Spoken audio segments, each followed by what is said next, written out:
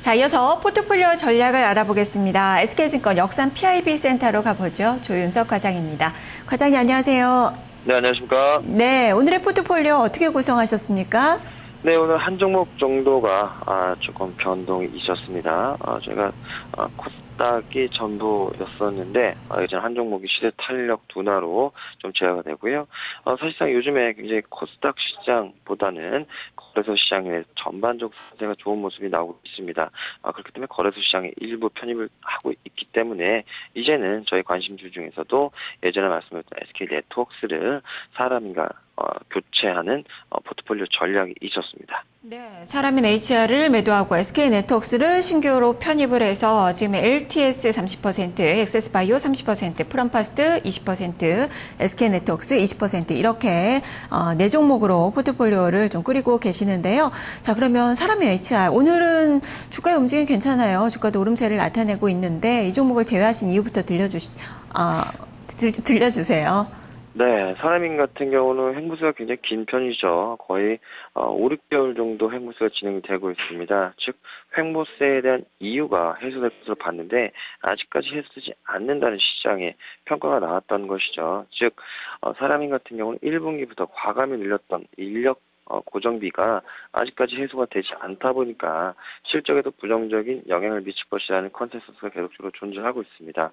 그래서 현재 구간은 계속적으로 박스권 트레이딩하는 그 종목이라고 지금 시장은 중론을 내리고 있는 것 같고요. 그에 따라서 저희도 이 종목을 계속적으로 들고 가는 것이 아니고 많이 빠지면 매수 그리고 오르면 매도하는 전형적인 박스권 트레이딩 전략으로 전환시켜야 될 것 같습니다.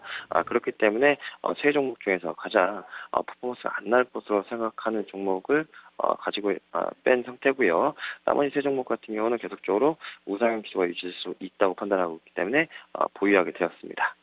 그러면 오늘장 포트폴리오 전략은 어떻게 세우고 계신 거예요? 네, 포트폴리오 전략 지금 실적 시즌도 계속적으로 지속이 되고 있고요. 또한 거래소 일부분 계속적으로 편입을 시킨다고 말씀드렸었습니다.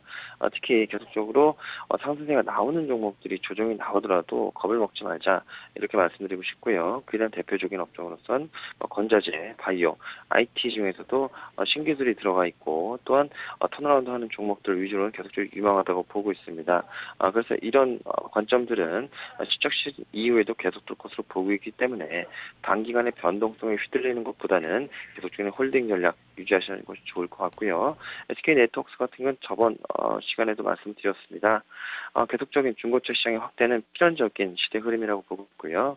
그중에서도 가장 많은 성장을 볼 수 있는 그런 종목이 SK네트워크스이기 때문에 긍정적으로 계속적으로 보시기 바랍니다. 특히 이 종목 또한 실적이 가파르게 폭발적으로 당장은 성장하지 않는 종목입니다.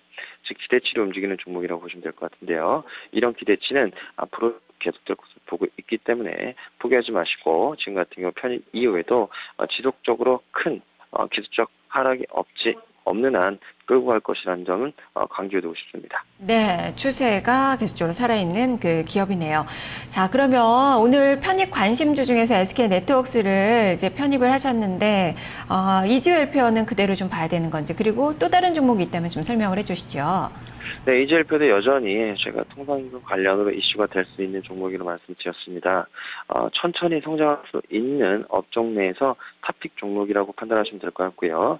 언제든지 하락 사유가 변동성일 경우에는 충분히 매수 가능하다고 보고 있고요. 아직까지 조정이 나오지 않았기 때문에 편입 종목으로 남겨두도록 하겠습니다. 그 외에 새롭게 한 가지 관심 종목 바로 한스바이오메드인데요.